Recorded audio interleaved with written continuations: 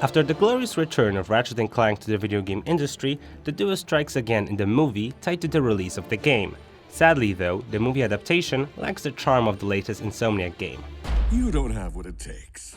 The movie starts out just like the game, with the first act focusing on how Lombax and his robot pal met in the first place, while also introducing the supporting characters, such as Captain Quark, the Galactic Rangers, and setting up villains like Dr. Nefarious and Chairman Drek.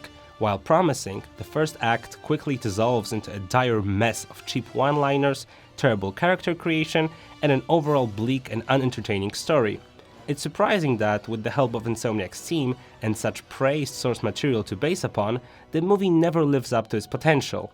While the two main characters manage to create some on-screen chemistry from time to time and are overall pleasant to watch, the entire supporting cast feels like an afterthought, with even Captain Quark being not as enjoyable as his video game counterpart.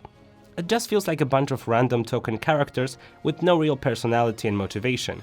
They're just there. If I haven't completed the game prior to the screening, I would have never guessed what the bad guy's ultimate motive was. The movie struggles to be relevant with social media references and jokes, but in the end, the humor is dry, leaving much to be desired and being far behind the brilliant writing of, for example, DreamWorks. While looking at the animations and the visual quality of the picture, one has to keep in mind that it's not a film with a Disney budget, and animations, by default, are not gonna be on par with the likes of Frozen, Zootopia, or Inside Out. While Ratchet & Clank manages to look good from time to time, most character models look mediocre at best, while sometimes looking unnatural and, well, like plastic, with Quark being the most guilty in that matter. There are a few decent action scenes here and there, but after each and every one of those, we're giving a scene where the characters were placed so as not to be animated too much, with the effects of the low budget of the film being visible too often. I'm not saying that low-budget animations are doomed, but Ratchet & Clank lacks some on-screen logic and simply good editing.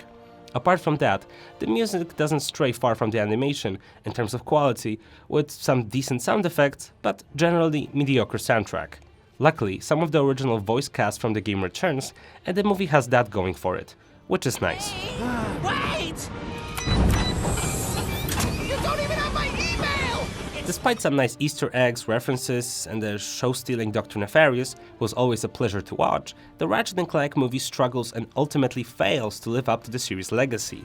The mediocre visuals, poor writing, and a supporting cast that feels like an afterthought prevent the movie from reaching its potential. Apart from that, like all animated features these days, Ratchet & Clank also tries to have a message, but I didn't get it, amongst weak character moments and illogically tied scenes. The duo certainly deserves a better movie that can be enjoyed by more than just die-hard fans and toddlers who don't know any better. Let's just hope that, unlike Ratchet & Clank, the upcoming Sly Cooper movie will do the games justice.